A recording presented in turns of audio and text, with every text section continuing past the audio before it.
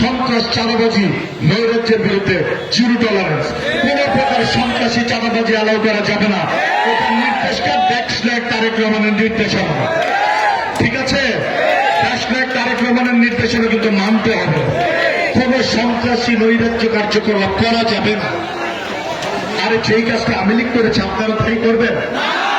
BNP তো ভদ্র দল, বিএনপি ভদ্রতার প্র্যাকটিস করে, বিএনপি সামাজিকতার প্র্যাকটিস করে, বিএনপি জনগণের মনে যে কথা বলে সে কথা প্র্যাকটিস করে।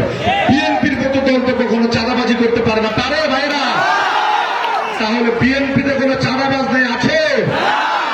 যদি কেউ চাঁদাবাজি করেন সে কিন্তু বিএনপি করেন না, ঠিক কিনা ভাইরা? আমাদের দলে কোন প্রকার চাঁদাবাজির স্থান নাই। কোন প্রকার চাঁদাবাজকে ঠাঁই দিব না ইনশাল্লাহ। কোন প্রকার লুটতরাজকে স্থান দিব না। সংগ্রামী ভাইয়েরা, আমি বক্তৃতা দীর্ঘায়িত করব না, আমি দু একটি কথা বলেই শেষ করব। শোনেন, অতীতে আমি দেখেছি ২৫০০ অনেকের জায়গা কিনে আওয়ামী লীগের পার্টি অফিস করে দিয়েছে।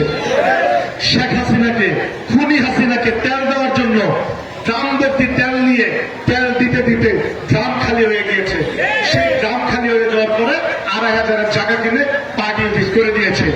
এত পরিমাণ তেল মেরেছে আওয়ামী লীগ সরকারকে। যারা এক্সটার্নাল ভাবে না থাকলেও ইন্টারনাল ভাবে আওয়ামী লীগের টোটাল রাজনীতি নিয়ন্ত্রণ করত ২৫০০। যারা নজরুল ইসলাম বাবুর সাথে থেকে ২৫০০ নেতাকর্মীদেরকে বিভিন্ন কেস, মামলা, হামলা দিয়ে হ্যারাসমেন্ট করেছে দীর্ঘদিন। আজকে তারা কিন্তু অনেকে বলতে চায় আমরা দল করি না, আমরা কোনোদিন কোন দলের সাথে সম্পৃক্ত ছিলাম না, আমরা ব্যবসায়ী।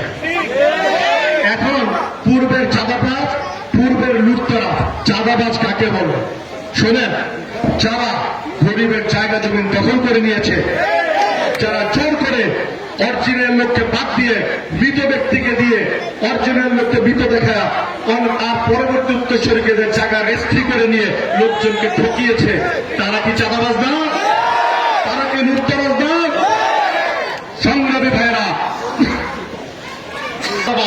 লুটতরাজদের জিরো টলারেন্স। কোন প্রকার চাঁদাবাজ, লুটতরাজকে ২৫০০ ২৫০০ বিএনপি ক্ষমা করবে না।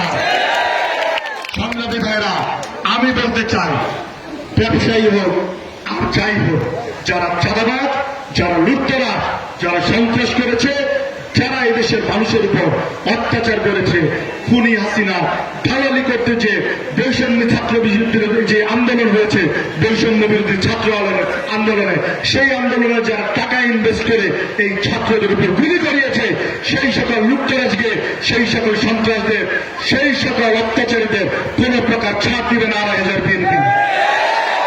সংগ্রামী ভাইরা, আমি বলতে চাই ২৫০০ কোন চাঁদাবাজ ছিল না, বিএনপিতে কোন চাঁদাবাজ নাই। চাঁদাবাজ থাকতে পারে, তারা আওয়ামী লীগ করতে, তারা আওয়ামী লীগের দোষর। আজকে আওয়ামী লীগের প্রাপ্ত হিসেবে তারা থেকে এইসব উল্টাপাল্টা কাজকর্ম করছে। বিএনপির কোন লোক চাঁদাবাজি করতে পারে না ভাইরা। বিএনপির লোক, দেশ তারেক রহমানের কোন দলের নেতৃবৃন্দ কখনো চাঁদাবাজি করতে পারে না। সংগ্রামী ভাইরা, আমি বলতে চাই, তারপরে ভুল করেও যদি কেউ মিনিমাম চাঁদাবাজি, দুর্নীতির সাথে সম্পৃক্ত থাকেন, আপনাদেরকে কিন্তু বিএনপি কোন প্রকার ছাড় দিবে না। সবার বিরুদ্ধে সাংগঠনিক ব্যবস্থা নেওয়া হবে, মনে রাখবেন ভাইরা। শোনেন, পালাইছে রে পালাইছে, শেখ হাসিনা পালাইছে। শোনেন, এই যে পালানোর দৃষ্টান্ত দেখেছেন, হ্যাঁ, তাদের দূষণরাও কিন্তু পালিয়ে যাবে। এরকম চাঁদাবাজি, নৈরাজ্য যারা করবে, মানুষের উপর যারা অত্যাচার করবে, তারা কিন্তু পালিয়ে যেতে হবে। সমাজের সাথে সামাজিকভাবে সমাজের মানুষের পাশে থাকতে হবে। মানুষের পাশে থেকে কাঁধে কাঁধ মিলিয়ে সমাজ সেবা করতে হবে, জনসেবা করতে হবে, সুন্দর সোনার বাংলা গড়ে তুলতে হবে। যে সোনার বাংলা গড়তে কাজ করছেন দেশনায়ক তারেক রহমান, যে সোনার বাংলাকে স্বপ্ন দেখছেন আমাদের নেতা, আমার রাজনৈতিক অভিভাবক দেশনায়ক তারেক রহমান, সেই সোনার বাংলা গড়ার জন্য ২৫০০ একজোটে কাজ করে যাবেন এবং সন্ত্রাস, নৈরাজ্যহীন ২৫০০ গড়ে তুলবেন, চাঁদাবাজহীন ২৫০০ গড়ে তুলবেন, সেই আশাবাদ ব্যক্ত করবেন। সবাইকে ধন্যবাদ জানিয়ে এখানে শেষ করছি। সবাই ভালো থাকবেন, রাজপথে দেখা হবে। খুনি হাসিনা বিচার না হওয়া পর্যন্ত কেউ রাজপথ ছাড়বো না। হাসিনার বিচার চান না আপনারা? কি বিচার চান? ফাঁসি চান? খুনি হাসিনার ফাঁসি না হওয়া পর্যন্ত আমরা রাজপথ ছাড়বো না। সবাইকে ধন্যবাদ জানিয়ে এখানে শেষ করছি।